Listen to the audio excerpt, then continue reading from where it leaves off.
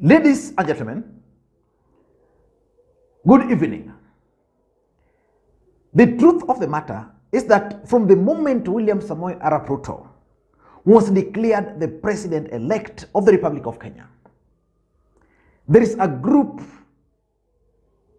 of people, especially President Uhuru Kenyatta's allies, who have been living in fear. They don't know what the future holds for them. Because this group frustrated the deputy president. I can mention some of them. Fred Matiang'i, who was the cabinet secretary for Interior, or he still is. Joe Musheru, the cabinet secretary for ICT. Peter Munya, the cabinet secretary for Agriculture. Karanja Kibicho, the principal secretary for Interior. Rafael Tuju, cabinet secretary without portfolio. Francis Atuli, and David Murade. I know there could be others, but those individuals are actually living in fear. And yesterday, Kenya Kwanza government issued some memo which actually prevents most of them who are cabinet secretaries from leaving the country. And today, Peter Munya, the cabinet secretary for Agriculture, decided to boycott an event presided over by the deputy president, Rigathi Gachagua. This is what Rigathi Gachagua posted about that meeting. To address the high food prices, we must begin with the farmer. Providing affordable farm inputs through subsidy programs is strategic intervention that will put the country on the right path. Flagged off a consignment of 426,000 bags of DAP fertilizers for farmers across the country. When Uhuru Kenyatta was still the president of the Republic of Kenya, Peter Munya would always be the one talking about fertilizer, flagging off fertilizer. And it was expected that Peter Munya was actually going to be present at this particular event. But he boycotted. And the Nandi senator, Cherargei, has described Peter Munya's move as gross indiscipline, violation of code of ethics, and disdain of attitudes towards the new government, and is actually calling for Kenya Kwanza government to punish Peter Munya for boycotting this event. So in this video, I want us to look at why Peter Munya decided to boycott the event by Rigathi Gachagua. But before we do that, in case you're watching this channel for the first time, I want you to take a second or two. Click that subscribe button so that next time we produce a video like this, YouTube will automatically notify you. And to the subscribers, I want to continue thanking you guys for your continued support, because without that support, this channel cannot be where it is now. Let us get back to the main issue, and I want you guys to support this channel just by pressing that thumbs up button now. Please, that's a request I'm making to you. Just press that thumbs up button now, and if you can, please drop your comment also. Now, let us get back to the main issue. And by the way, Raila Odinga has convened a crisis meeting of his party tomorrow. I'm going to do an analysis about that. I'm also supposed to do an analysis on William Ruto's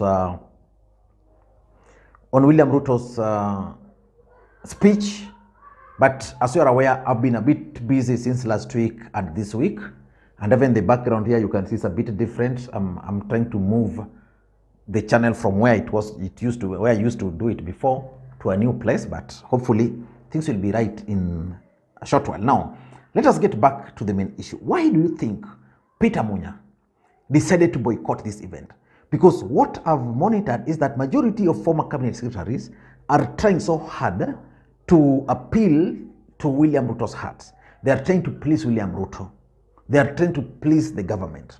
But Peter Munya decided not to do that. He decided to boycott an event which was presided over by Rigathi Gachagua. Why do you think he did that? Number one, in my view, I think Peter Munya was trying to avoid being embarrassed. For those who remember, last week when William Ruto was swearing in some judges, the Attorney General, Kihara Kariuki, was present. But he was sitting far away from the red carpet.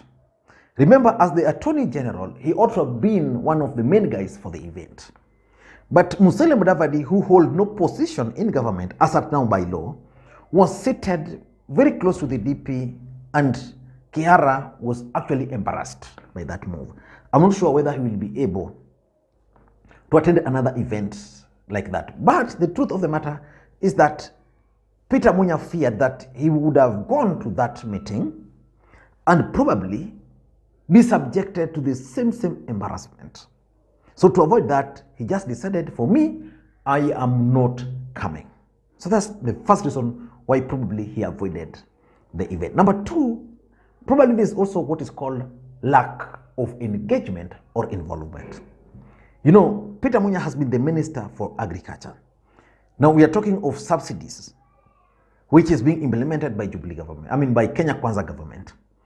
And Peter Munya is still the Agriculture Cabinet Secretary, despite the fact that he was one of the greatest critics of the Deputy President. But so far, he still remains the Cabinet Secretary. So I tend to think that maybe since Kenya Kwanza government took over, people like Peter Munya are being sidelined. And because they are being sidelined, they are not involved. And Peter Munya being Peter Munya, the fact that he's not involved, he feels that there's no need for him now to participate in that particular exercise. Because the truth of the matter, and this one I can tell you for sure, is that if there is going to be a scandal in this country, the first scandal in in Kenya Kwanza government, that scandal is going to be this subsidy, this agriculture subsidy.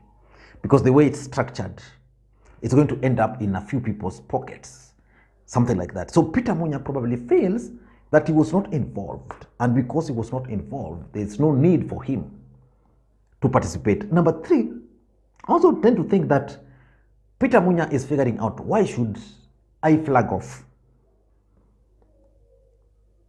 fertilizers which are subsidized while Uhuru Kenyatta's government flagged off the same? Because remember, I think Uhuru Kenyatta's government subsidized fertilizers to around 2,500, or was it 3,000? The current government, it will cost 3,500. I think it was slightly higher. So why would Peter Munya attend what is called subsidy while in real sense the figures is increasing? So I tend to think that because of the previous subsidies, it would put Peter Munya in an awkward situation. Like if you had addressed the media and told them, okay, we are subsidizing the maize, the cost is 2,500 or 2,800, and then you are now seated next to Rigathi Gachagua, and you are now telling the country that you are subsidizing the rates to 3,500, which basically means you are increasing the figures, not really reducing. And number four, in my view, I think it marks the end of an era of Peter Munya as the Minister for Agriculture.